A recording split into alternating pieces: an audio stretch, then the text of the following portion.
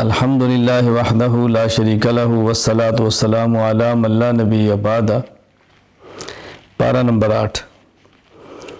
مشرکین رسول اکرم صلی اللہ علیہ وسلم سے اپنی پسند اور مرضی کے معجزات طلب کرتے، استہزاء کرتے، مذاق اڑاتے، تو اللہ تعالیٰ نے اپنے پیغمبر کو تسلی دی ہے کہ ہر نبی کے کوئی دشمن ہوتے ہیں جو پیغمبر کے خلاف سازشیں کرتے ہیں، نبی کے راستے میں رکاوٹیں ڈالتے ہیں، یہ آپ کے ساتھ بھی ہے، لہٰذا آپ دل بڑا رکھیں اور ان حماقتوں کی مذاق اڑانے کی پرواہ نہ فرمائیں آپ۔ اللہ تعالیٰ نے اعمال کی جزا اور سزا کو بیان فرمایا ہے۔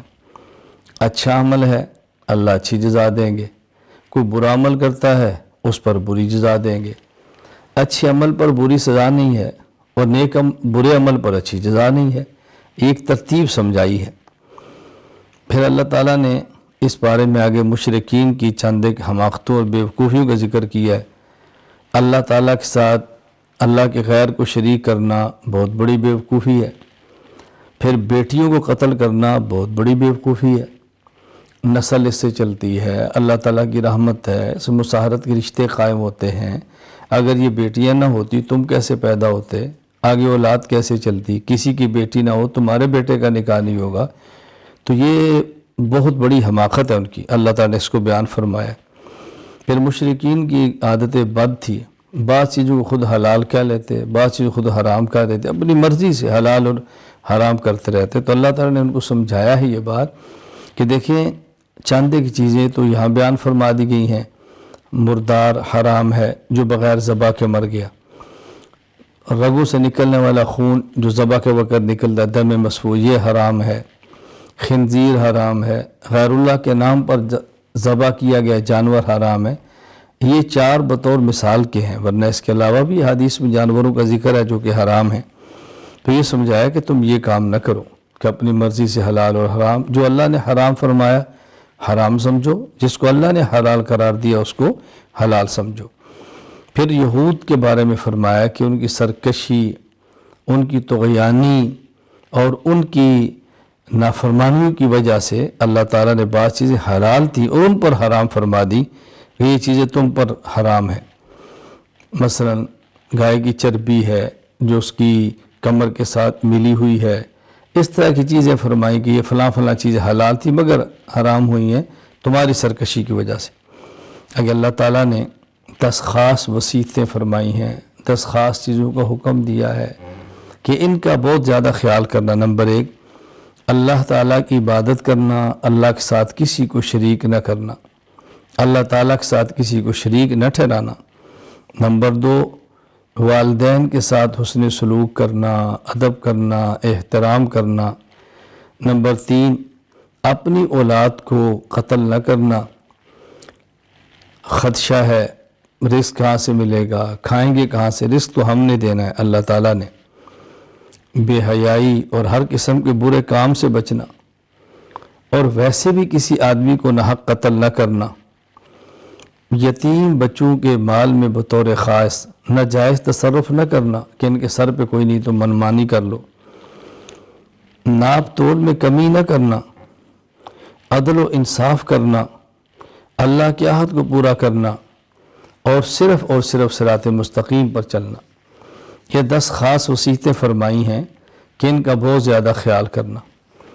پھر اللہ تعالیٰ نے اسی بارے میں 2 بہت بڑی نعمتوں کا ذکر فرمایا ہے۔ نمبر 1 قرآن کریم دائمی، ابدی اور ہمیشہ کا معجزہ ہے، ہمیشہ کا معجزہ ہے، یہ اللہ کی بہت بڑی نعمت ہے۔ پھر اللہ تعالیٰ نے انسان کو عظمت دی ہے، انسان کو عزت دی ہے، یہ اللہ تعالیٰ کی بہت بڑی نعمت ہے۔ اور بھائی چارہ قائم کیا ہے، رشتے قائم کیے ہیں، خدا کی بہت بڑی نعمت ہے۔ تو اللہ تعالیٰ نے ایک بہت بڑی نعمتیں ذکر فرمائیں کہ اس کا شکر کرو۔ نمبر 1 قرآن کریم تمہیں دیا ہے جو بہت بڑی نعمت ہے۔ نمبر 2 انسانیت کی عظمت عزت دی ہے، تمہارے لیے بہت بڑی نعمت ہے۔ بھائی چارے کا بیان ہے جو کہ بہت بڑی نعمت ہے۔ پھر یہ بات سمجھائی کہ دیکھو شیطان تمہارا دشمن ہے، اس کے کچھ خاص اہداف اور ٹارگٹ ہے، اس کو سمجھو۔ ایک اس کا بہت بڑا ہدف یہ ہے بے حیائی پھیلاؤ۔ بے حیائی کہاں سے ہے؟ انسان کو ننگا کرو، اس سے بے حیائی پھیلتی ہے۔ لہذا تم اپنے لباس کا بہت زیادہ خیال کرو، لباس کا بہت زیادہ خیال کرو۔ اس لیے ہمیں مصنون لباس پہننے کا خیال کرنا چاہیے۔ خواتین کو پردے کا بہت خیال کرنا چاہیے، اپنے جسم کو پردے کے اندر چھپا کے رکھیں، محفوظ رکھیں، اس کا بہت زیادہ خیال کریں۔ مشرکین کے بعض اعمال بد اور قبیح اعمال کا ذکر کیا ہے، اور ایسے عجیب لوگ ہیں طواف ننگا کرتے ہیں اور کہتے ہیں اس کا اللہ نے ہمیں حکم دیا ہے۔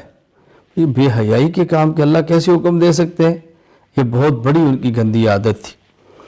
پھر اللہ تعالیٰ نے دین کے بارے فرمایا کہ دیکھو یہ ایسا بہترین دین ہے کہ اس چیز کا حکم دیا گیا ہے اس دین میں جو انسان کے اختیار میں ہے، وسعت سے باہر نہیں ہے۔ لا نکلف نفسا الا وسعها، ہمت سے جو بڑھ جائے اس کا اللہ حکم ہی نہیں دیتے، جو برداشت کر سکے اللہ تعالیٰ اسی کا حکم دیتے ہیں۔ ایک ہے کسی چیز کا ناممکن ہونا، برداشت سے باہر ہونا، اور ایک ہے کسی چیز کا مشکل ہونا۔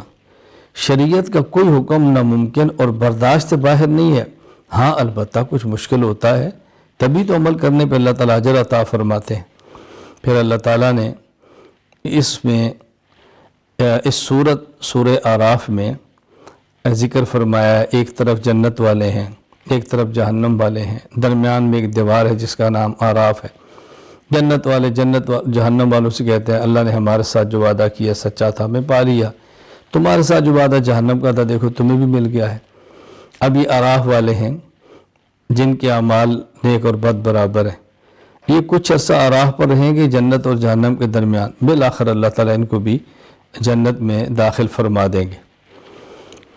یہاں اس بارے میں توحید کے 3 اہم دلائل بیان فرمائے۔ نمبر 1، اللہ تعالیٰ نے 7 آسمان پیدا فرمائے اور کسی آسمان کے نیچے ستون نہیں ہے، ایک چھوٹی سی چھت بغیر ستون کے کھڑی نہیں ہوتی۔ اللہ کریم نے کتنا بڑا قادر مطلق نے آسمان، پھر اوپر دوسرا، پھر تیسرا، پھر چوتھا، پھر 5واں، پھر 6واں اور 7واں، 7 آسمان بغیر ستون کے پیدا فرمائے۔ کتنی بڑی خدا کی طاقت ہے۔ نمبر 2، اللہ تعالیٰ کہ عرش کی وسعت کتنی زیادہ ہے، یعنی آسمان پھر اوپر عرش دیکھیں کتنی اس کی وسعت ہے، وسعتوں والا عرش ہے اور بغیر سہارے کے ہے، بغیر ستونوں کے ہے۔ اور اللہ تعالیٰ نے پھر سورج اور چاند کی تخلیق بتائی، سورج کیسے پیدا فرمایا، چاند کیسے فرمایا، کتنی بڑی یہ مخلوق ہے۔ اللہ تعالیٰ اپنی قدرت اور اپنی طاقت سے اس کو چلا رہے ہیں۔